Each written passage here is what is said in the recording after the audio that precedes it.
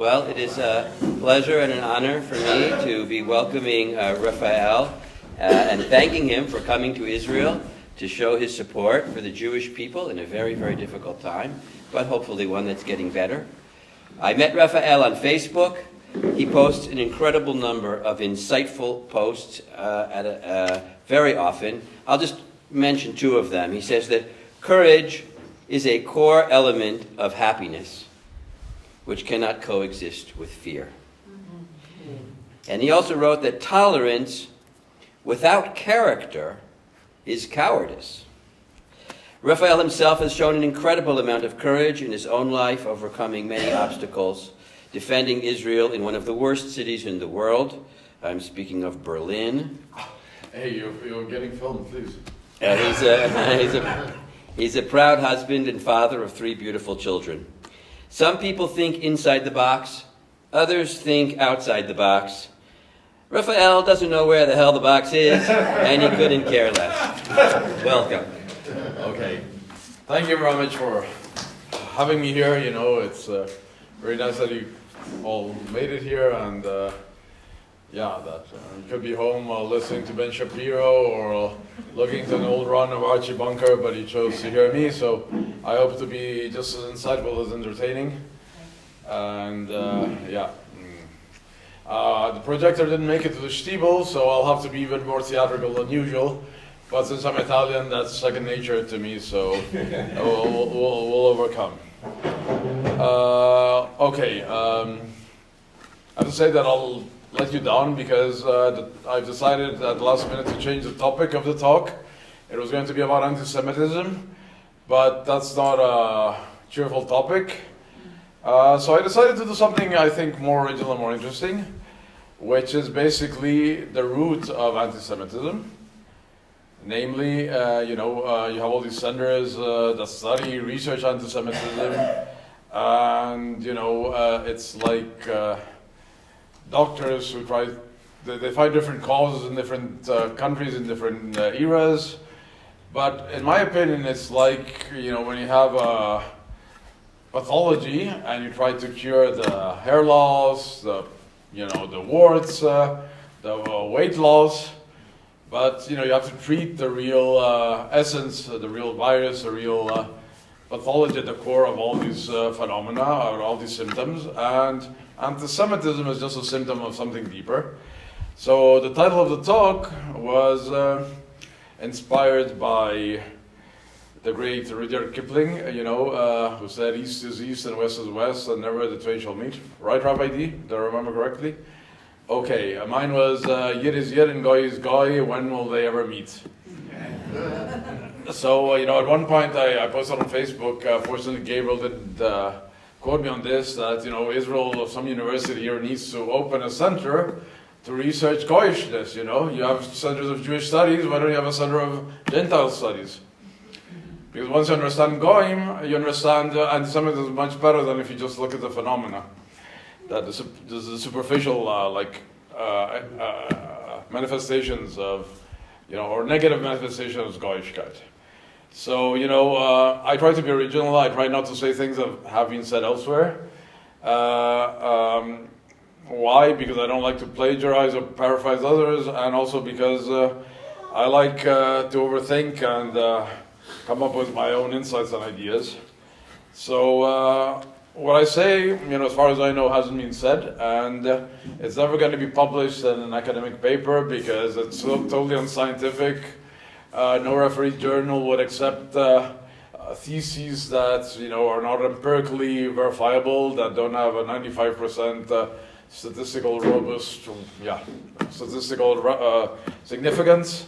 So if you're expecting a scientific academic presentation, feel free to stand up and listen to something more serious. But as I was talking to Gabriel, I think today or yesterday, a lot of things that deserve to be taken seriously don't get discussed and don't get published in academia anymore.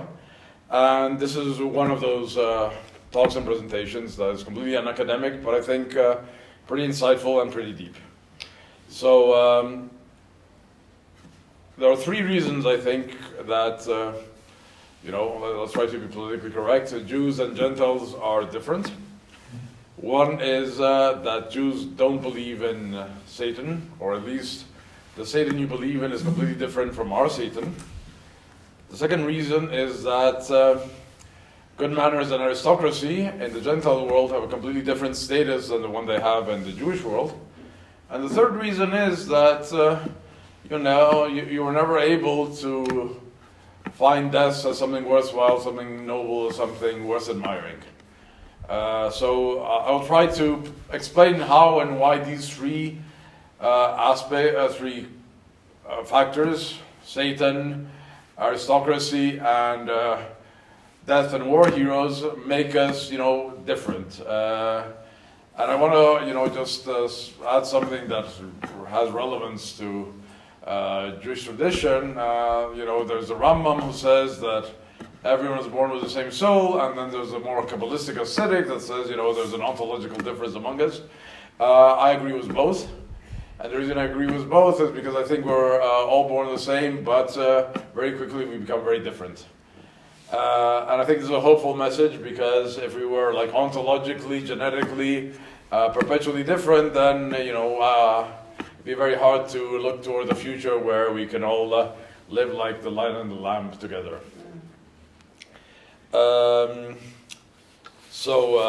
About Satan, first of all, I'm pretty sure you're familiar with who Satan is in Judaism, or what he is not, but I will just quote some Christian sources that describes what the Satan in Christianity is. Okay, this is Thomas of Aquinas.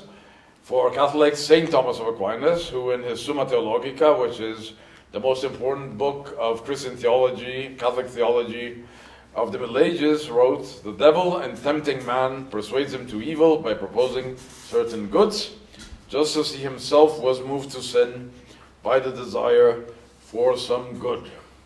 So in the Christian tradition, I think that Satan rebelled against God because, what was the reason? Because, he rebelled against God. And basically, so he's a tempter. And then there's another medieval text from 1487, Malleus Maleficarum. Professor Danzig, can you translate the Latin, please? What is it? Say it again. Malleus Maleficarum. The bad thing? Yeah? Okay.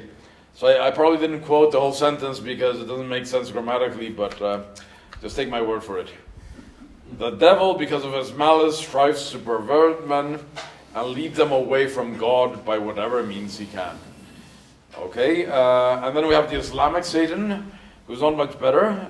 Sheikh al-Jahiz in his Kitab al-Hayawan in the 9th century writes, "Shaitan's power is not in force but in subtle persuasion. He lives in the cracks of men's fears and desires, unseen but always near." It's actually more Jewish because it sounds a little bit like the Yetzer Hara. And then the Sheikh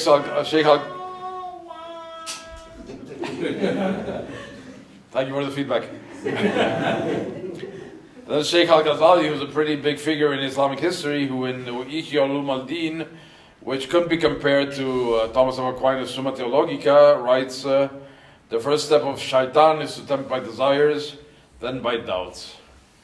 So,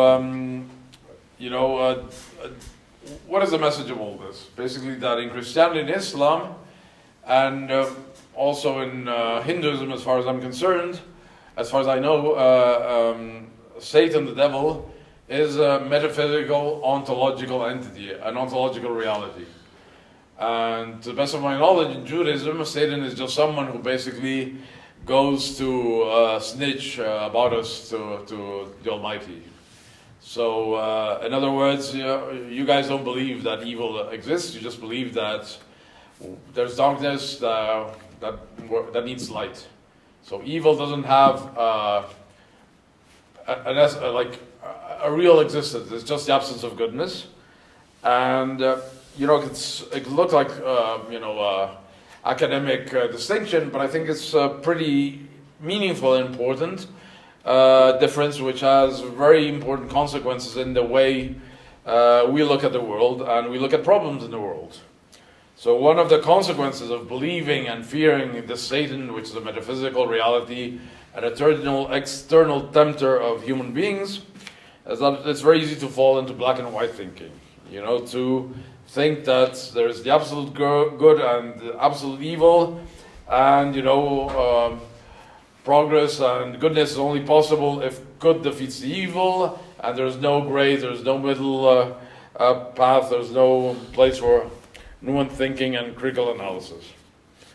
Fear of Satan also leads to rejection of rationalism and rational explanations, because if what happens is it doesn't happen because of laws of nature that we can inquire, of social policies that can be corrected, and it's caused by evil spirits or evil forces, then there are no real rational solutions to the problems, because it's the result of something which is beyond our control and our influence.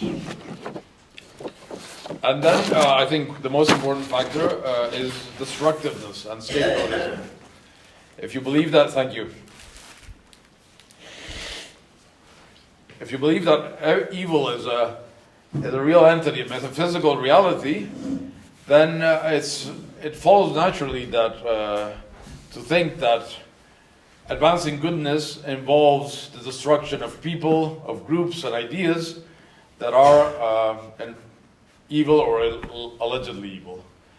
Unlike you guys who tend to think that everything is a misunderstanding and you can better and repair people, groups, and ideas, rather than just destroy them or to eliminate them.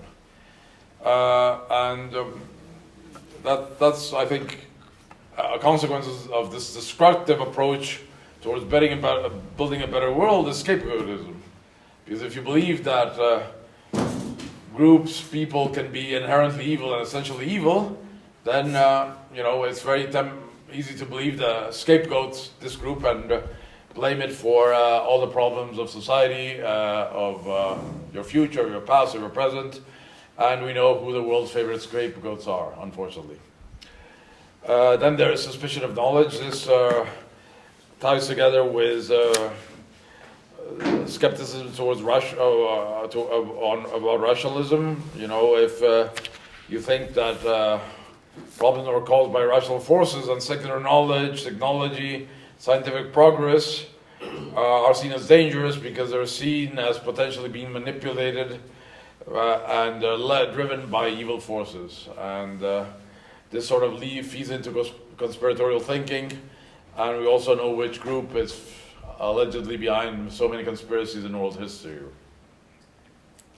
So that was point number one about the devil, and since you don't believe in the devil, I mean, as far as I remember, there is a passage that says that man or human beings are evil since their youth or since their womb, but that's different from believing that evil is like an external reality. We have the Yetzer Hara, the Yetzer Tov, and what tempts you is something inside you which you can control, not something outside you which you have to fight and destroy, especially in other people and other groups.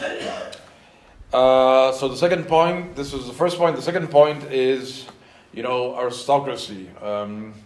I had a beautiful picture of Prince Charles, now King Charles, was the king of Saudi Arabia, and the way they looked at each other, it was almost like two love doves. They really love each other. I've never seen Prince Charles, or the king of Saudi Arabia smile with so much love, to any rabbi, unfortunately. And I read a book very interesting by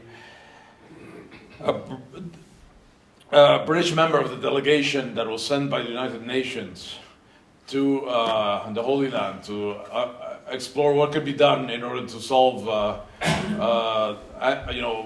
the problem, and which led into partition, which led to the partition plan of the United Nations. And this British man who's later wrote a book on how to be a minister, unfortunately I don't remember his name right now, said that most British officers actually got loved the Arabs much more than the Jews, because the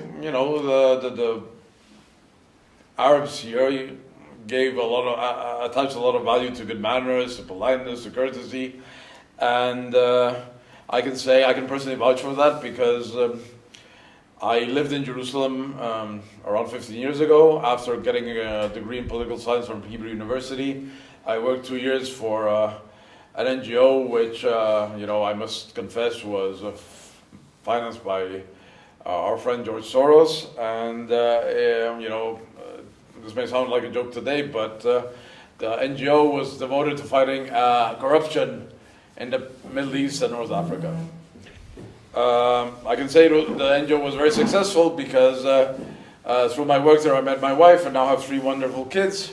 But unfortunately, corruption is still a big problem, and but I got the opportunity to travel to Ramallah, to Bethlehem, and maybe you don't know this because you're viewed as the enemy by your neighbors, but they can be amazingly hospitable, courteous, polite, friendly, and I think this is one of the reasons you get such a bad rep from the press, because aside from the ideological slant of most journalists, Palestinians, if they know you for the first time and they think they can win you over by being nice and friendly and hospitable, are the most adorable bunch of people one can imagine.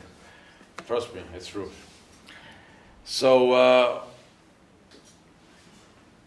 I'll read some quotes which describe the importance and the role of, let's say, aristocratic good manners, first in Europe and then in the Arab world. And then a quote about a book about the same issue on Israel. And then we'll discuss it. Okay, this is Norbert Elias, who was an important 20th century German Jewish sociologist. He wrote a book, The Civil Language in Process, and he writes about Europe. In European society, manners have always been closely intertwined with moral and ethical standards. Bad manners are not merely seen as breaches of etiquette, but as signals of deeper ethical failings. Politeness, respect for others, and self-restraint are considered essential qualities in shaping a civilized individual. Those who disregard these social norms are often viewed as lacking in moral discipline, self-control, and respect for others, thus reflecting broader ethical deficiencies. Now here's another quote about aristocratic good manners in the Arab world. This is This is from the Middle Ages, Ibn Khaldun, who was probably the greatest Muslim thinker of all times. He's also considered one of the forerunners of sociology. He writes, "Good manners are an expression of one's character and upbringing. In Arab society, a person who lacks adab, proper manners, is seen as deficient in both personal virtue and moral integrity. The way a person conducts himself in public, whether with generosity, respect, or humility, reflects his inner moral values. Bad manners, such as arrogance, disrespect, or failure to honor social customs, are not only breaches of etiquette, but evidence of deeper ethical flaws." Now I will quote some book by Dick Winter and Barbara Winter with the title Culture Shock, Israel. In Israel, you may find that what could be seen as bad manners in other parts of the world is simply a reflection of the directness and openness of Israeli society. Israelis often pride themselves on their bluntness, preferring straightforward communication to what they perceive as a necessary politeness or formality. This can sometimes be interpreted by outsiders as a lack of manners. However, within Israeli culture, this directness is often viewed as honesty and efficiency, an emphasis on getting things done rather than being overly concerned with etiquette. That said, respect is deeply ingrained, especially within family and community interactions, even if it is not always expressed in the traditional, formal ways known in other cultures. And other culture actually means the Goyish world, okay? So, I have a few funny aphorisms on Facebook. One of them is that, in the Gentile world, to agree with someone is a sign of respect. in the Jewish world, to agree with someone is a sign of disrespect. If someone tells you something and you said not in agreement, many Jews will assume you think he or she is too stupid for you to argue with him. If you want to show respect towards a Jew, you have to argue with what he says, and then you start a people, and the better you mefalpel, the more respect and kavod you show to the person, because you consider the person well-informed and intelligent. Here's another hard-hitting quote. This is, Jewish culture is probably alone in the world in respecting schnorrers more than aristocrats. And, I believe personally that you can understand the deepest values of a culture by reading what children's books and seeing what heroes and what evil characters they portray. And it's very interesting because I went to Me'asharim, bought some books there, and the evil character very often the Paritz, the local aristocrat, the nobleman. Whereas in the Grimm fables and Andersen, the hero is always the princess, and she's the pinnacle of nobility, ethical, physical, moral beauty, and most people, especially in Europe, if they will highlight, she has an aristocratic lineage. Your aristocratic lineage is having big rabbis, not having counts or dukes, or having a last name which starts with fon or de. But this is, I think it's important because basically I say we, I only talk, I can't claim to represent everyone in the world except the Jews, but I would say that we value form while you tend to value substance. And you can see that very clearly on social media. Yes?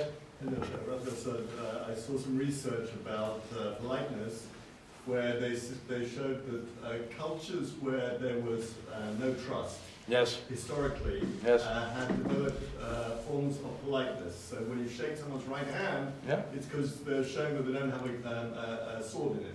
yes, Right? But cultures where there was always trust, yes, they didn't need to have that, so it was just a waste of time. yeah, yes. And it's also like a de-escalation technique, because why are Arabs so polite? Because if they feel slighted, the step to physical violence is much closer, and you guys shout at each other, but that doesn't lead to punches and to other acts of physical violence. Just a lot of nastiness, but it's purely verbal, usually. I'm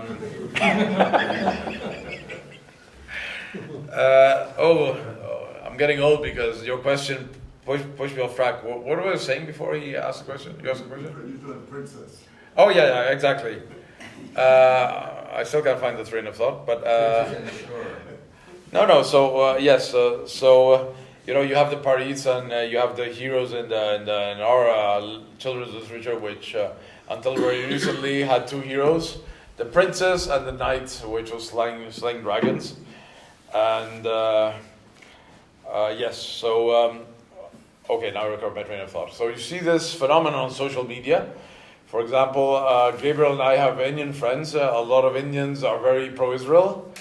And but they have a completely different way of engaging you when they discuss issues. They will very rarely disagree openly. They will couch their objections in extremely polite manner. I have some Indian friends who said something which slightly contradicted what I had written, and they sent me private messages apologizing and begging for my understanding for having, not 100% agreed with what I said. I think I can count on the fingers of my hand how many times someone in Israel has said, I agree 100% with what you said. And Israelis and Jews are very direct, very blunt. And, I cannot find like a bibliographic quote, but it wouldn't surprise me if many people thought, geez, if these Jews are so aggressive with words, imagine how aggressive they must be with weapons. because he projects. And as we read here, when you're like blunt and aggressive and straight to the face, and you don't respect the norms of etiquette, it's not just lack of etiquette, it's a moral failing. And that's why I've seen people say, for example, that they went to India, they heard the young Israelis shouting, and my friend said it was by no means anti-Semitic. He said, "Oh, they're beasts," because shouting and shoving a little like that is a sign of moral depravity in our world. And I wanted to back this up with a little bit of empirical research. For me, empirical research means Google searches. And I put terms like, in Hebrew, if you say, Hu ben adam tov, aval lo menumas, it's a completely normal, normal acceptable sentence, right? But if you write for example, in French, bon mean on poli, which means the same thing in French, you only get 7 results. In Italian, buono ma maleducato, you get 5 results. In English, which concerns English, but in this case especially America and Australia, when you write good but impolite, you jump to 595 results. In Arabic, when you write jaid lakinhu khayr muhaddab, which is the same thing, you get 0 results. In the Arab and Islamic world, you cannot be good if you're impolite. Unlike by us and by me, which, after being in Israel 4 wonderful years, I don't have a social life anymore outside of Israel because I'm too aggressive, I'm too blunt, I'm too tactless, and no one can stand me. And then there's another term which is very interesting. There's this concept of the gentleman criminal, of the delinquente gentiluomo, which is basically the aristocrat who commits crimes but deserves respect because he's an aristocrat, even though he's a felon. And it's very interesting because using Google search results, and you write in French delinquent gentleman, you get 8 results. In Italian, the same search term gets 105 results. In German, Cavalier Delict, gentleman Verbrecher, gets 3,950 results. And in Arabic, Mujarrim Nabil gets 6,490 results. And in English, you get 6,880 results, which is a comparable amount, but there are many more English speakers than English websites than Arabic websites. I fed it in Hebrew the equivalent term, like Poshea, Atzilam, 0 results, In Jewish culture, it's inconceivable that, you're like a tzaddik and a felon or a criminal at the same time. So that's the second point, the one of, the different value and role that aristocratic good manners have in our worldview and our tradition. And now I'm going to the third point, which is basically the goodness of death. Okay, I had a very nice picture, and that's the only reason I regret the projector isn't here. And on one side you had a poster put by Hamas in somewhere in your neighboring villages with a shaheed with a machine gun. Next to it I had a glorious portraying of Jesus on the cross. And, without offending Christians, I was saying that they more or less convey a similar message. In the case of Islam, is that it's noble to kill and die in the name of God. In the Christian tradition, it's good and holy to die for God, not to kill, but to die, just like Jesus did. So I think this has very important consequences because in the Jewish tradition, you respect those who you died for Kiddush Hashem, but it's nothing you look forward to. It's nothing you encourage your children to do. when a Jew basically sacrifices his life, it's not to slay enemies, it's not to be a hero, it's basically to save the lives of other people. And we see this in the reporting from the war where, the people who are respected are those who jumped on a grenade to save their comrades. They didn't die gloriously to slay the enemy. And, we have, this is Jewish Mesirut Nefesh. Goyish Mesirut Nefesh is an example of these two quotes. This is from Emiliano Zapata, a 20th century Mexican revolutionary who, has been echoed many times in the Spanish-speaking world. In English, the translation is, "It is better to die standing than to live on one's knees." A completely un-Jewish way of thinking. You wouldn't be here if your ancestors, had lived according to this quote. And then there's an Italian slogan, which I loved very much as a child. This is the wartime slogan of World War I. It predates fascism, but the fascists loved it. "One day lived as a lion is better than 1,000 days lived as a sheep." More or less the same message as Emiliano Zapata's. So we have, what are the roots of this hashkafa? One is religion, because both Islam and Christianity celebrate death and celebrate the afterlife. In Judaism, you believe in the Olam Haba, but the Olam Haba is, in a time in the future, it's the Messianic era. No, you have a resurrection of that, but you don't mainly look forward to Olam Haba, you look more forward to redemption, right? Do you agree? Anyone disagree? Okay, beautiful, 100% consensus.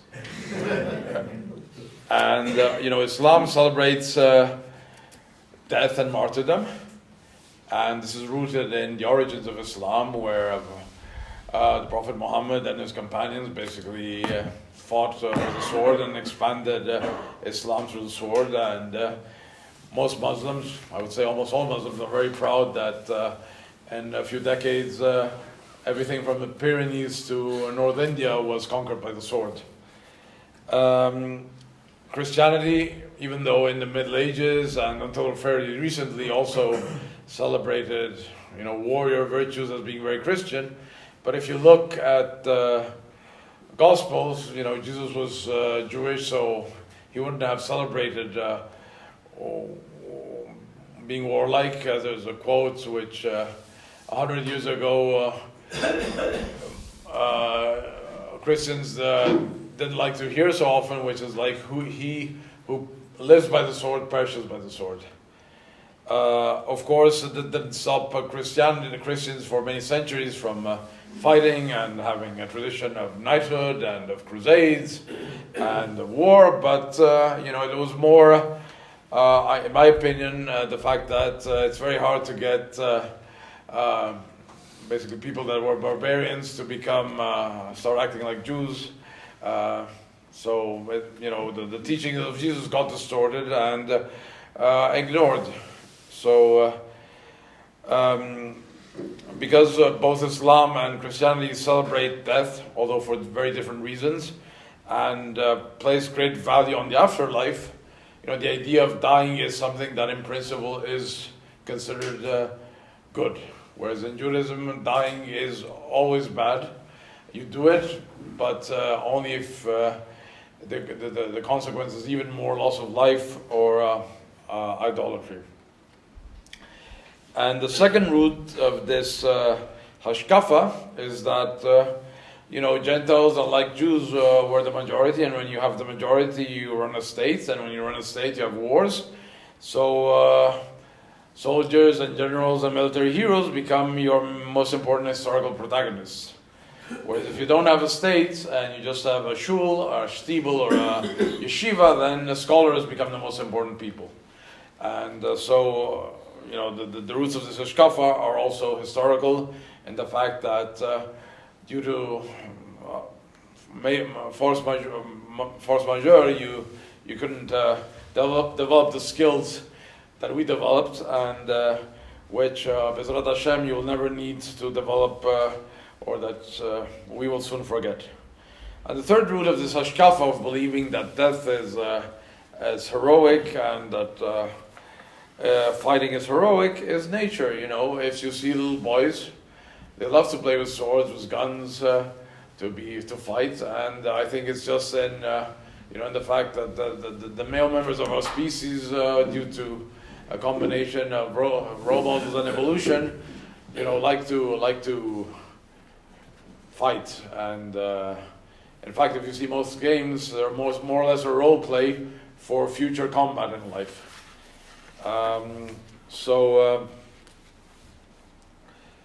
This was the third factor, basically the positive value that the Gentile world attaches to death, and the nobility that is often seen in dying for a noble cause. So this brings me to the wrap-up. Historically, the ethics of Am Yisrael are unique, according to this presentation, because Jews do not believe in evil as a metaphysical entity, because Jews do not have dukes and princes as role models, with everything that goes along with that, because your heroes are scholars, not war heroes, and because Jewish heroism pivots around saving lives, pursuing truth, and repairing the world, not around winning wars and slaying enemies. Thank you. Yes. So if that's your analysis and that's Yes. what you believe, Yes. why would the rest of the world, the anti-Semitism would be so great then? Why? Because there's a cultural misunderstanding very deep between us. First of all, as I mentioned, we believe in evil, and it's easier for us to believe that you're evil than to believe that you're good. Because if you're evil, then we are right, and our ancestors were right, and our ancestors did nothing wrong to you. Whereas if you're right, it's not the case. So it's fundamentally easier to be an anti-Semite than to be a friend of Am Yisrael, unfortunately, for the time being. Yes? I want to break it up into two things. The third thesis was around death. Yes. Having the state of Israel, the latest news, I haven't seen it all, but we just bombed Iran, right? Yes. That's not easy for a lot of us to be a soldier and to be it's not in the Jewish ethos, right? We haven't had a state for 2,000 years, and even the halachot of war, it's not very clearly laid out. So, do you think that will change over time because we have a state and we have no choice but to kill people, right? Yeah. It's not something we're comfortable with, Yeah. but unfortunately it's something we have to do. Let me say one thing. The fact you don't like to be soldiers and you don't like to fight wars and you even like to win wars, but you manage to be a good soldier and win wars is very admirable, because I know from personal experience how hard it is to do a good job when you don't like the job you're doing. So, the question is very right, and I have to say something. One of the reasons I tend to get along very well with Israelis and with diaspora Jews who are very Zionist is because Sabras, in my opinion, blend the best of the Goyishkeit and of Yiddishkeit, in the sense that you have a different way of thinking because you're in your homeland. The flag that waves above you is yours. This is you're the Balei Habayit. And and it's good to a certain point. You're right. If you get too much power, if you get too much wealth, if you get accustomed that you can get your way through too easily by basically using violence, then you could become every generation a little bit more goyish, and in the end, that could not be to a good place. Hopefully we'll see the Geulah where the opposite process happens. We'll become more Jewish, and you'll be able to remain Jewish. But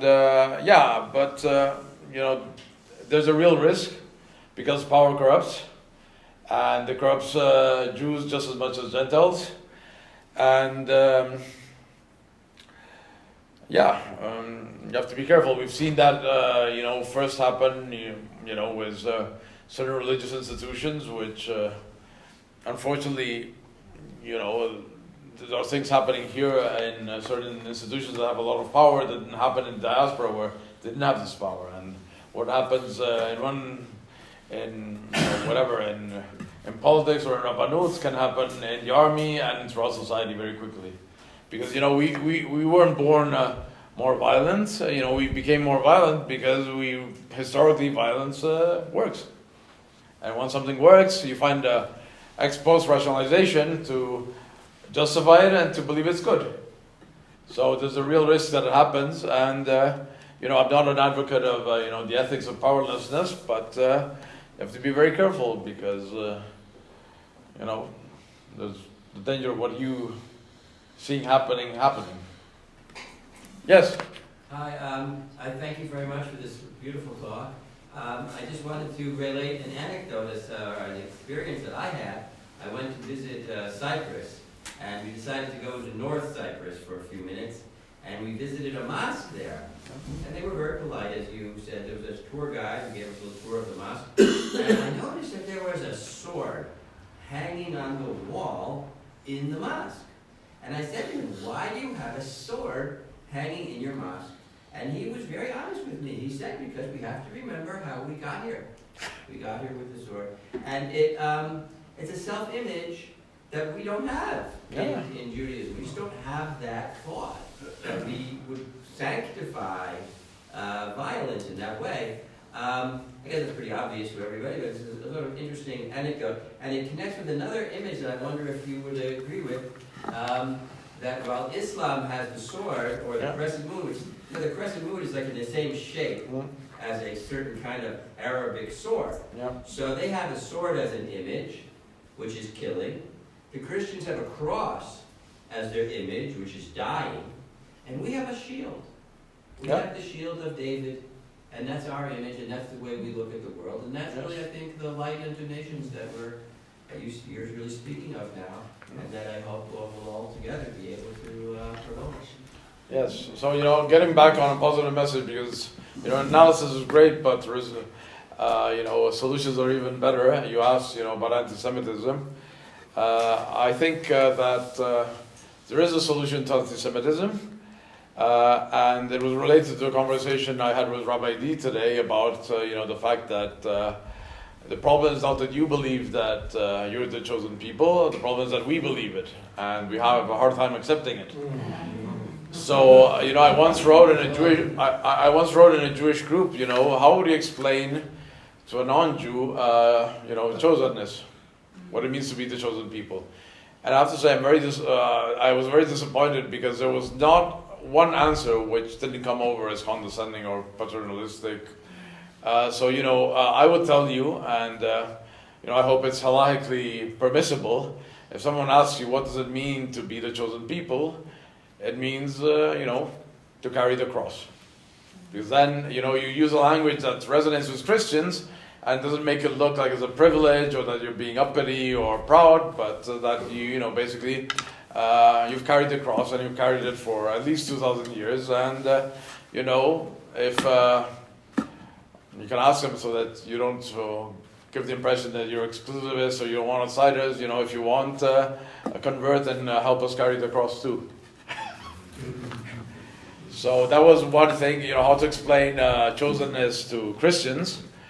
And as far as, the other more practical remedy, because you tend to think that if you win even more Nobel Prizes, if you donate even more to charity, even if you have even more successful, social activists, and finally the Gentiles will learn to love you. It doesn't work that way. Yes? You said in the Jews we don't have like an idea of an external evil that has to be destroyed. Yes. But technically we were given the law to exterminate Amalek, and because we're a people that is not very good at war, we did not do what we were supposed to, and we didn't succeed with that. And obviously the generations of that people exist in the world today. So in a way we still do have an external evil that does need to be destroyed. That's a very good question, and someone objected when I raised this thesis and mentioned Amalek. I would also mention the Erev Rav, which is the internal enemy. but honestly, you don't take that as seriously and as concretely seriously as we take the devil, because Amalek is something okay, let's assume anti-Semites are all Amalek, okay? Even then, the first thing you do is not what the Bible says to kill them. You always try to educate them, to explain to them. You bring them over on delegations to Israel. You invite them to the Shabbat dinner, and so on and so on. So it's even if the principles were similar or had some parallels, your way of dealing with the issue is very different, and that stems back from the idea that there's nothing, no evil that is essential. It can always be repaired through education, through good deeds, and I would say that there are similarities, but the difference between them are big enough that your way of treating the issue is very different from our way of treating with what we see as demonic forces or satanic forces. I have a second no. question. So taking that in mind, how would you see it from like an outside view of how we deal with the evil that we've seen like this past year? You have to narrow down the question, because Like the evil, that we've seen happening from the people in Gaza and from the war and everything. How would it be a good way to maybe either approach it from the Goyish or the Jewish perspective? Okay, from the Jewish perspective, there's no immediate solution except for a Mashiach to arrive. From the Goyish perspective, I wrote an article which Arutz Shever declined to publish, where I said, you need to appoint Michael Pompeo as your Minister of Defense, because as soon as a Goy American runs the IDF, Hamas and Hezbollah will miss very much having a Jewish enemy. And in addition, you'll also have more sympathy from the Christians, because they'll have a Christian fighting your battles, leading you into battle. And there's a historical precedent for that. Or the Wingate, who trained what was going to be the IDF, was a pretty crazy guy, and he did a good job. Yes. So I had the second solution. The first solution was packaging the chosenness, the Amsigul idea in a way that's palatable to us. And the second is, I'm going to be a bit self-deprecating, and I'm going to ask you a question. Why is it that when Italians go to a place, they start a mob, but start killing, they start extorting, but everyone loves them? Whereas when Jews move into a place, they build hospitals, they build schools, they finance soup kitchens, but everyone hates them. Okay, any non-serious responses to this question? Okay. Jealousy? No, that's a serious question. Okay, a serious answer. No, because guys, come on. We give you lasagnas and pizza, and you give us gefilte fish and kiskus. So and this is a kind of a jocular, but it has a deep meaning, because if you have a national dish or a national cuisine that is internationally loved, people like you more. Everyone more or less likes Mexicans because they like tacos and burritos in America. Arabs and Turks are, despite the problems that accompany their immigration, have a decent reputation because of shawarma and falafel. So you need to invent a dish that is as good as all this, as simple as good. And most of the world recipes have been already taken over by the Goyim. So, but you have the technology to do something even better. You're pretty advanced with artificial meat. So you have to create an artificial meat that tastes like something like duck and venison, something really delicious. You put it in a wrap, you call it a tzioni, and when everyone in the world eats a tzioni, like they eat a hamburger or a hot dog, all the wolves will start to love you. Israeli couscous. But you stole it from the Moroccans, the couscous. Right, but they take our name off. Yes? He said, You Yeah. wish it was that simple, right? No, but your leader is in artificial meat. So you have to create a meat that's really delicious, artificial, that helps the environment, that is not too expensive, that especially the woke and progressives will love, and then you call it Zioni. And how can you hate Zionism when you love to eat it at Zioni? You know? Yeah, but look, all the technology that we sold to the world and everything else, it all comes from here. They still hate us. Yeah, but you sell technology. When I say you sell technology that is intellectual, you have to see it's something that talks to the stomach and to the heart, because we're not like you guys who are hyper rational, hyper intellectual. We reason with our emotions and with our stomach. By the way, you Jews also say that love starts in the kitchen. And, so even Hasbara, why does it fail? Because it's too intellectual. You need an IQ of 130 to understand most of the arguments that Israeli Hasbara makes. Whereas the Palestinian is very easy. It's like, very emotional, very simple. And it's far more accessible and far more effective. So, trust me, I don't want to sound like a Jewish supremacist, but I would say that the Jewish ethos is the best in the world. But at the same time, there's not a single nation in the world that doesn't do at least one thing better than you guys. So you still have a lot to learn. Even from your neighbors who, trust me,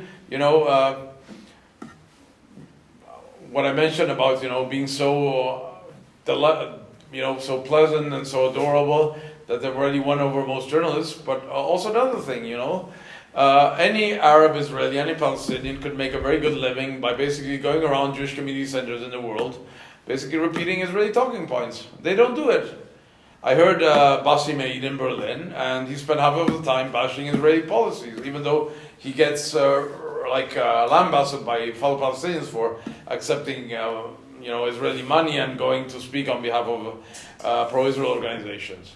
So, on the other hand, you have people like Peter Beinart, Bernie Sanders, not to talk about Gabor Mate, who seem to take a delight in, talking, bad-mouthing their own nation and their own people in their own state. So, that's something where, I wouldn't take it as far as your neighbors, where you never criticize your own side, but I would really acknowledge that, they don't do anything for money, because if they were, every Jewish community center would have every weekend Palestinians saying what the people they want to hear and what the Israeli government would like them to say, and you don't find so many of those people.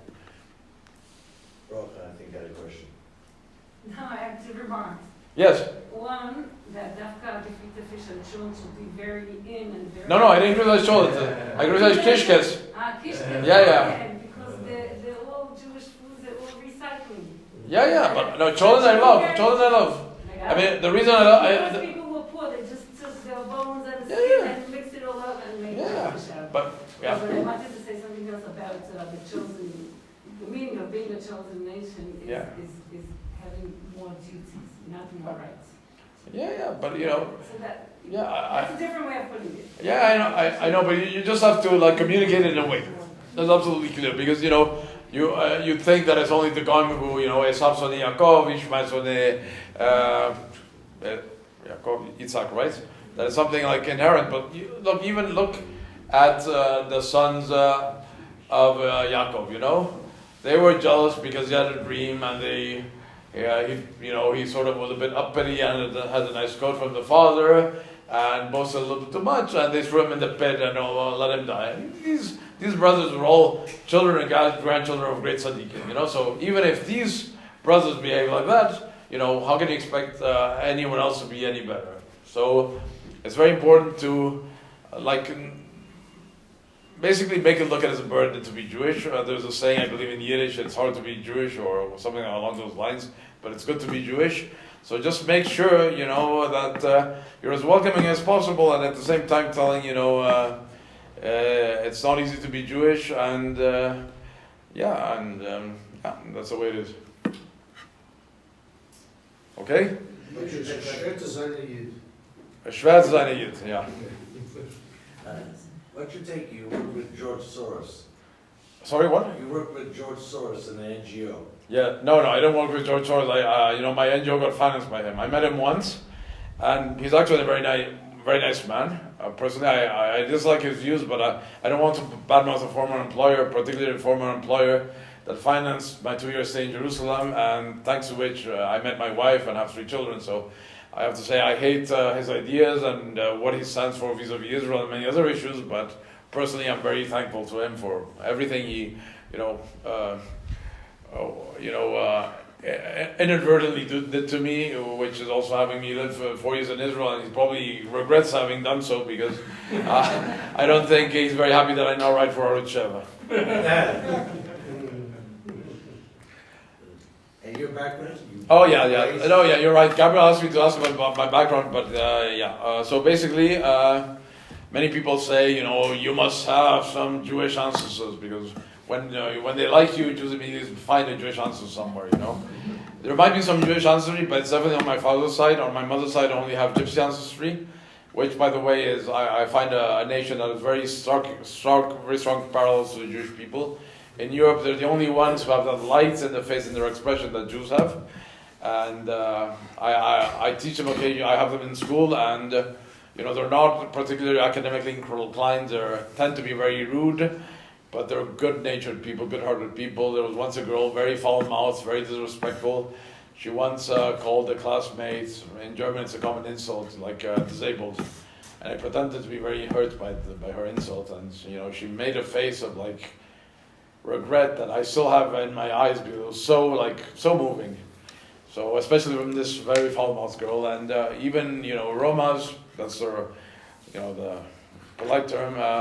They have a reputation for stealing, for filching, but not for real violence with guns or with knives, or at least it's all like Ramaut without violence, sort of the kind some Eastern European Jews were reputed for. I read once that the Jews would basically sell you counterfeit notes. The Goyim would break into your house and beat you up and steal your money. Jews didn't do the violent stuff. So where is it? Oh yeah, my background. Yes.